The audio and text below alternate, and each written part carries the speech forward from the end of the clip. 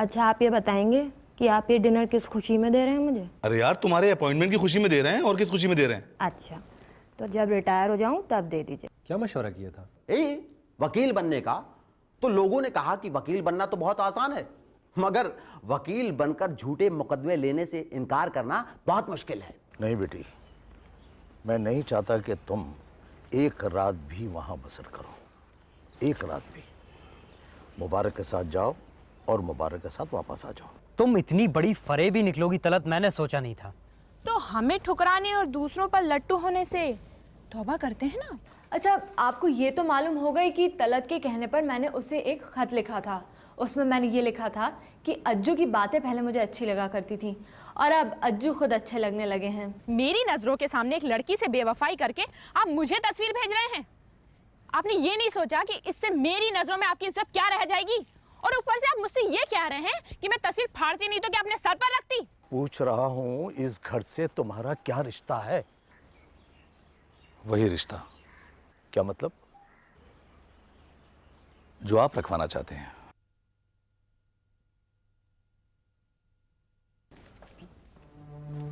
रोशन, तुम्हें क्या लगता है, क्या आज हम लोगों के मिलने का कुछ असर होगा? कमर भाभी ने बहुत ही गलत जिद पकड़ी हुई है। वो तो बार बार भाईजान को एक कसूरवार ठहरा रही है। ठीक कहती हो। अगर नसीम भी वहां होता तो अच्छा होता। खैर, मैं उसे फोन करके समझाने की कोशिश करूंगा। तुम एक बार कमर भाभी से बात करने की कोशिश करो। ठीक है, मगर शहाना और जहांगीर भाई के सामने वो तो अपनी जिद पे अड़ी रही, हमारी एक भी सुनने को तैयार नहीं थी। मुबारक, मैंने तो कभी सोचा भी नहीं था कि भाभी और भाईजान के बीच ये जरा सी बात इतनी ज्यादा बढ़ जाएगी। मुझे लगता है कि दोष सिर्फ कमर भाभी का नहीं है। नहीं नहीं, मैं किसी को दोषी नहीं ठहरा रही हूँ, मगर मैं एक बात जरूर कहना चाहूंगी। क्या? कभी कभी बेकार की जिद से मामलात और ज्यादा उलझ जाया करते हैं। देखो ना, भाईजान कितने परेशान रहने लगे हैं, और मैं जानती हूँ भाभी जान भी अपने भाई के यहाँ बहुत खुश नहीं है। लेकिन भाईजान को भी समझना चाहिए, किसी भी मसले को सुलझाने के लिए किसी न किसी को तो पहल करनी ही पड़ती है। ठीक है, तुम एक काम करो। क्या? तुम जरा कमर भाभी से फोन पर बात करो। मुबारक, हो सकता है कि वो जहांगीर और शाहाना के सामने खुद बात करने से हिचक रही हो। ठीक है? ठीक है। रिमझिम के बिना तो फिर तो मैं नहीं आ पाऊंगी। हेलो, तो इमू साहब, अब मुलाकात बस। और हाँ, हम लोगों को पहले आप सोचने दीजिए। फोन पर आप कांटेक्ट मत कीजिए, जरूरत पड़ने पर हम आपको कर लेंगे, समझ गए? इतनी दादागिरी से क्यों बात की? पता नहीं बेचारा क्या सोच रहा होगा। क्या बेचारा?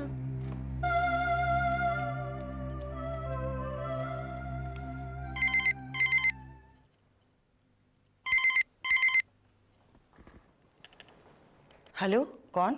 कमर भाभी, मैं रोशन। हाँ बोलो रोशन। क्या बात है, कुछ भूल गई हो क्या? कुछ नहीं भाभी, वो वहाँ उस वक्त घर पर ठीक से बात नहीं हो पाई थी। क्यों? क्या मेरे घर वालों के सामने बात नहीं करना चाहती थी तुम? नहीं नहीं, ऐसी तो कोई बात नहीं है भाभी। दरअसल मैं आपसे कहना चाहती थी कि कम से कम नसीम और समीना के मामले में आप कुछ वक्त के लिए खामोश रहें। क्यों? क्यों खामोश रहूं मैं? आखिर नसीम में क्या बुराई है? सवाल नसीब की अच्छाई और बुराई का नहीं, समीना की पसंद का है भाभी जान।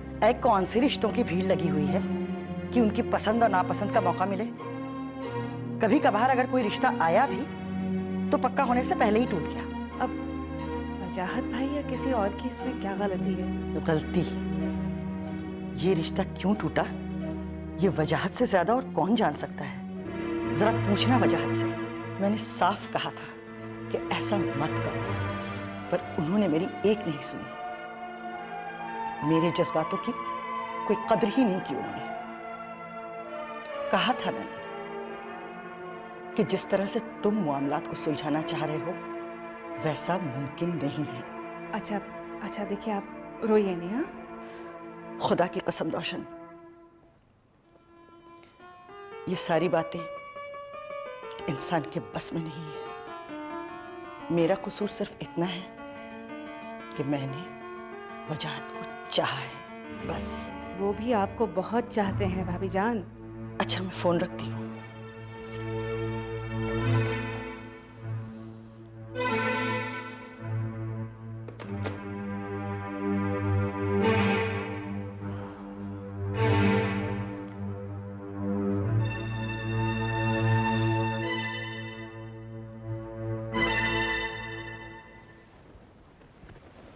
क्या कहा उन्होंने? सब अपनी जिद पे अड़े हुए हैं। अब मेरा नसीम से बात करना बहुत जरूरी हो गया है। हाय कौसर बाजी, आप यहाँ हैं और मैं आपको कहाँ कहाँ ढूंढ रही थी। जाओ, हम नहीं बोलते तुमसे। मैंने क्या किया? तुम सब गड़बड़ कर रही हो। कैसी गड़बड़? इम्मू से मिलने में, और क्या। क्यों? उसने बुलाया और तुमने मना कर दिया, क्यों? वो तो चाहता है कि आपसे अकेले में मिले। हाँ तो ठीक है ना, अब इसमें ऐसा क्या है? ठीक है, ऐसा नहीं है तो आप जाके उससे मिलिए, आपकी मर्जी। आपकी मर्जी? आपकी मर्जी से मतलब उससे मिलवाने में तुम्हारी मर्जी भी तो थी ना। देखिए कौसर बाजी, जब तक कुछ बातों का पता नहीं था तब तक मेरी मर्जी ज़रूर थी, मगर अब ऐसी क्या बात हो गई? अब तुम्हें क्या पता चल गया है रिमझिम? मुझे बताओ ना, या तुम बहाने बना रही हो? देखिए कौसर बाजी, वो लड़का जिसका नाम इमरान है वो ठीक नहीं है। ठीक नहीं है? क्या मतलब? मतलब ये कि वो आपके प्यार के काबिल नहीं है। रिमझिम प्लीज प्लीज ऐसे पहेलियां मत बुझाओ, जो भी कहना है साफ साफ कहो। मैं सच कह रही हूँ कौसर बाजी, मैं सच कह रही हूँ। मगर क्यों क्यों तुम ऐसा कह रही हो? क्योंकि मुझे कुछ बातें अपनी ऐसी फ्रेंड से मालूम हुई जिस पे यकीन किया जा सकता है, और वो बातें कौसर बाजी मुझे उम्मीद है कि आप समझ सकती हैं। मगर मैं नहीं मानती, और कौन कैसा है क्या है ये मुझे खुद पता लगाना चाहिए। दूसरे क्या कहते हैं इससे मुझे क्या? मगर आपने कभी ये सोचा कि आपके लिए ये सब पता करना कितना मुश्किल है? मैं तो सिर्फ आपको ये बताना चाहती हूँ कि वो लड़का जिसको आप प्यार से इम्मू कहती हैं, वो आपके फीमेल होने का फायदा उठाना चाहता है। क्या?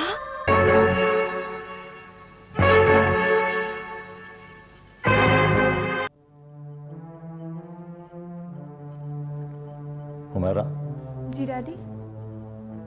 कहाँ जा रही है? अज्जू भैया के पास। जरा सिमसिम को भेजो। जी अच्छा।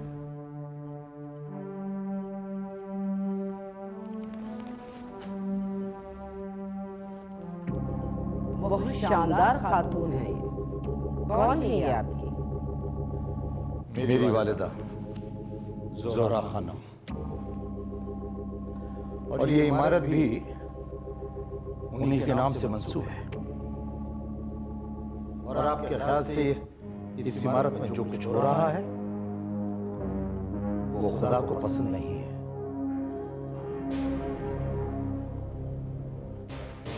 आपके दाएं हाथ की कलाई के ऊपर एक दाग, जब याद आ जाए कि वो दाग कैसे पड़ा था तो जरा देर के लिए मुझसे मिलने आ जाइएगा। तस्लीम बड़े मामू जान। जीती रहो जीती रहो। कैसे याद किया आपने? बेटे, बहुत दिनों से तुम्हारा हालचाल नहीं मिला, क्या ज्यादा ही मसरूफ हो? ऐसा नहीं है मामू जान, मैं मुमानी जान की तरफ से बहुत फिक्रमंद हूँ, लेकिन समझ में नहीं आता क्या करूँ। तुम उनकी बिल्कुल फिक्र मत करो बेटे।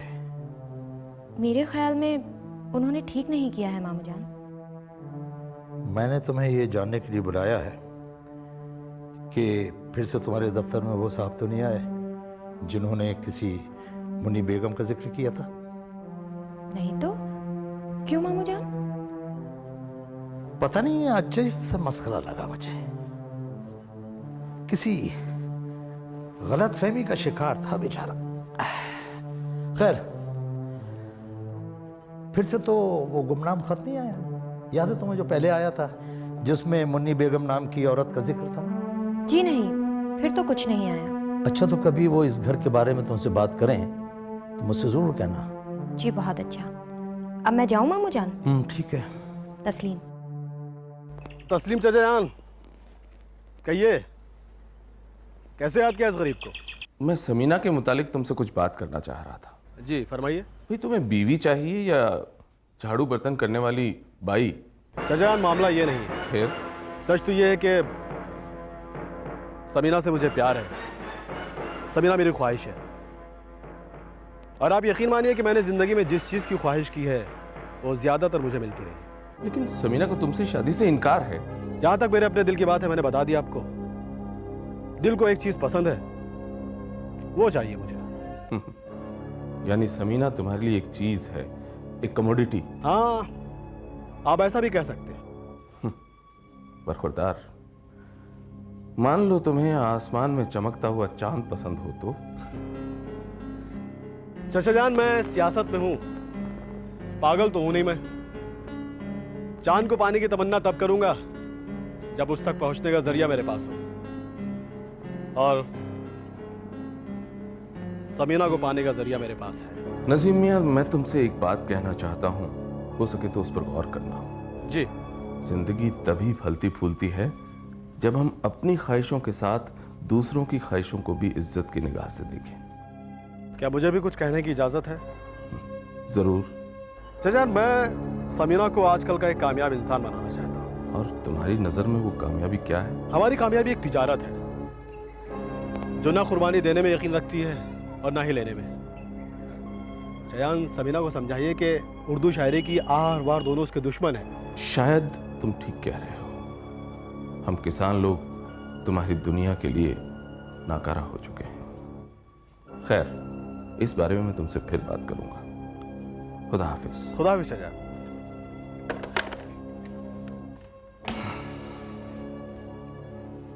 कमर भाभी को पहचान लेना चाहिए।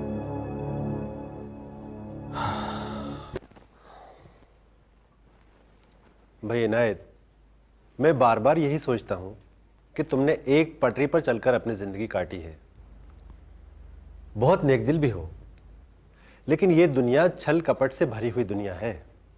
अरे तो अय्यूब ने कौन सी दुनिया देख ली है? वो गरीब घाघ लोगों के हथकंडे क्या जाने। और तुम बड़े भाईजान के मिजाज से भी खूब वाकिफ हो। अरे मुझसे पूछो, खरी खरी बताऊंगी मैं। तुम्हारे भाई इस चक्कर में है कि हुमैरा के लिए ऐसी जगह से और ऐसा लड़का लाया जाए जो हमेशा उनके और उनकी लड़की के अंगूठे के नीचे ही रहे। और कोई भी बाप ऐसे लायक बेटे से बुढ़ापे में भला कैसे हाथ धो सकता है?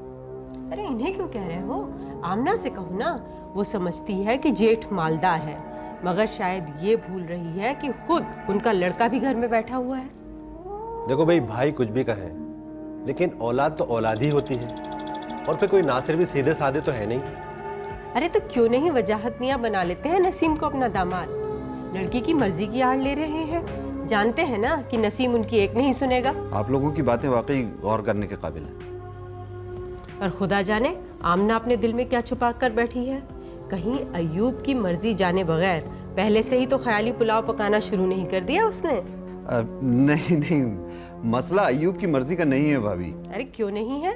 क्या लड़के की मर्जी भी नहीं पूछोगे शादी करने से पहले? नहीं, मेरा वो मतलब नहीं था।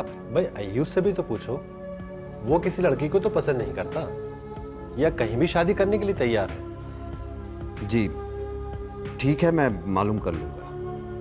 हालांकि खैर फिर कभी बात करेंगे। फिलहाल तो मैं जरा बड़े भाईजान से कुछ जरूरी बातें करना चाहता हूँ। ठीक है, आमना से कहिएगा जरा मुझसे मिल ले। जी अच्छा। अच्छा भाईजान, मैं चलता हूँ। खुदा हाफिज। अच्छा भाई, खुदा हाफिज।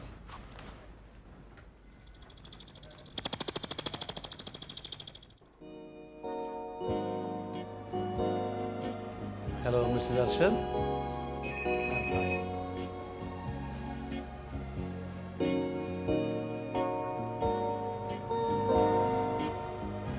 हेलो नासिर। हेलो नसीम। तुम्हें मालूम है तुम्हारे वालिद साहब ने मुबारक चचा से मुझे फोन करवाया था। क्यों? मुझे समझाने के लिए, जैसे मैं समीना का हाथ मांगकर जोरा महल के लिए कोई कयामत खड़ी करूं। ये सब चक्कर मेरे बाप का खड़ा किया हुआ है, और मेरी माँ मेरे बाप को ज्यादा जानती है। ये मेरी प्रॉब्लम नहीं है। मगर मुझे लगता है ये तुम्हारी प्रॉब्लम भी है। मेरी कैसे? क्योंकि समीना मेरी प्रॉब्लम है। और अब जबकि तुम्हारी हर प्रॉब्लम मेरी प्रॉब्लम है, मुझे लगता है मेरी प्रॉब्लम तुम्हारी होनी चाहिए। नसीम, इसमें मैं क्या कर सकता हूँ? तुम बहुत कुछ कर सकते हो नासिर। खैर वो फिर कभी देखा जाएगा। देखो नसीम, जिंदगी के 30 साल बर्बाद कर चुका हूं, अभी तक मुझे कुछ हासिल नहीं हुआ। मेरे भी कुछ ख्वाब हैं, मेरे भी कुछ अरमान हैं, मैं भी कुछ करना चाहता हूं। तुम ये बताओ कि तुमने मेरे बारे में क्या सोचा है? तुम्हें पैसा कमाना है, अपने हाथ पैर बंधवाने हैं? पैसा कमाना है और जल्दी कमाना है। तो फिर हमें अपने वालिदैन की बेवकूफ़ियों को नहीं अपनाना चाहिए। वो जो कछुआ चाल चल रहे हैं ना, उस पर चलोगे तो गंजे हो जाओगे और कुछ हासिल ना होगा। देखो नसीम, मेरा ऐसा सोचना है कि 20 से 40 साल की उम्र में जो कार हम चलाते हैं वो वाकई कार होती है। इसके बाद अगर जिंदगी ने हमें कार दी तो वो कार नहीं, एम्बुलेंस होती है। वाह, क्या बात कही है। सीधी सी बात यह है कि हमारे बापों ने अपनी जिंदगी कल के इंतजार में गुजार दी, मगर यार हमारे पास जो कुछ है वो हमारा आज है। मगर तुम ये जानते हुए भी देर कर रहे हो। कल के पास वक्त होता है, मगर आज के पास ज्यादा वक्त नहीं होता। तुम्हें मुझ पर भरोसा नहीं है ना? भरोसा पैदा करोगे तो भरोसा होगा। मेरे बाप से बैर जरा सी बात को लेकर हुआ है। तो फिर मैं तुमको यही बताने यहाँ आया था कि मैं कुछ ऐसा सोच रहा हूँ जो तुम्हारी तिजोरी भर दे। जल्दी सोचो, क्योंकि मेरा सब्र टूटता जा रहा है। हो सकता है मैं अपने आप को किसी ऐसे काम के लिए बेच दूं जिसका आज तो बारूद के ढेर पर बैठा होता है और कल का कुछ पता नहीं होता। यार तुम शेर आदमी हो। अब बस थोड़ा सा वक्त मुझे और दो, अगली मुलाकात में मेरे पास तुम्हारे लिए बहुत कुछ होगा।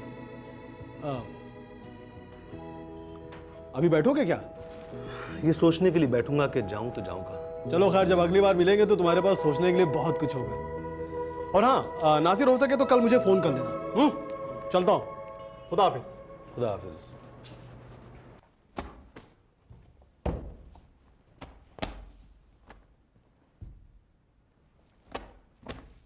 बताओ, इस कोठी में किसी और के पास है तुम्हारे लिए इतना वक्त? मैं ही घुसी रहती थी। जब से होश संभाला है यही देख रही हूं कि अब वक्त नहीं है मेरे पास। जब था तो कितनी खिदमत की है मैंने तुम्हारी। दिल में तुम भी मानती होगी कि मैं ही नखरे उठाती हूं तुम्हारे, लाड़ भी मैं ही करती हूं। बस पान खाओ और मुंह से कुछ मत बोलना। ढेर सारे सवाल पूछ पूछ कर मेरे अलावा और कोई परेशान करता है तुमको? और तुम हो कि मुझे ही हमेशा बच्चों की तरह बहला दिया करती हो। क्या समझती हो? बोलो कि मैं अभी भी वही बच्ची हूं। तुम बड़े मामू की अन्ना हो, तुमने उन्हें उनकी मां की जगह दूध पिलाया है, ये मेरे लिए काफी नहीं। तुम खुद क्या थी? जिंदगी में तुमने क्या खोया, क्या पाया, वो बताओ मुझे। मुझे बताओ कि तुम इस घर में कब आई, कैसे आई?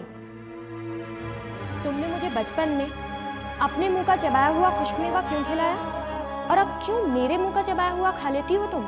बचपन में तुम मुझे जूते घसीट कर मारती थी, कहती थी बड़ी कामचोर और काहिल है।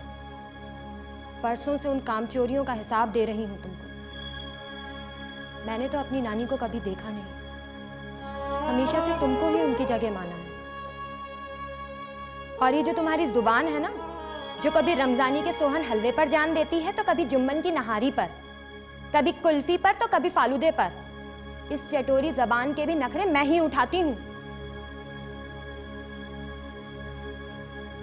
एक दिन तय हो जाओगी और मैं मुंह ताकती रह जाऊंगी। चल बस बस, आजा आजा, बहुत हो गया। ये खा लो एक गोली स्वालिन की। चलो ले लो, ये गोली मुंह में डाल दो, हलक सूख गया होगा। पिटर पिटर पिटर पिटर। अभी आ भी जाओ बेटा। हमें नहीं चूसनी आपकी गोली। देखो तुम मेरा मुर्दे का मुंह देखोगी, चुपचाप चली आओ।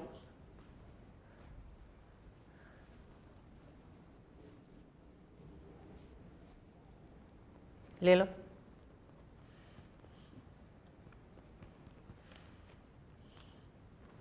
बैठ जाओ।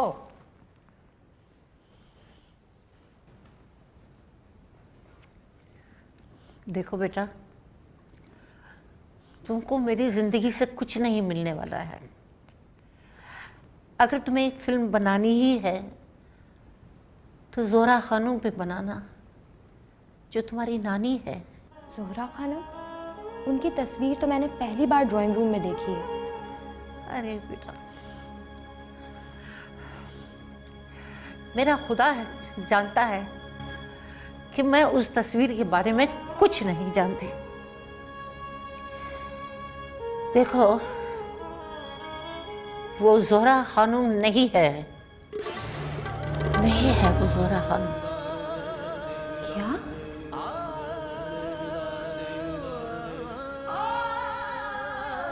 ज़ोहरा खानम की तस्वीर नहीं है? की तस्वीर नहीं है वो।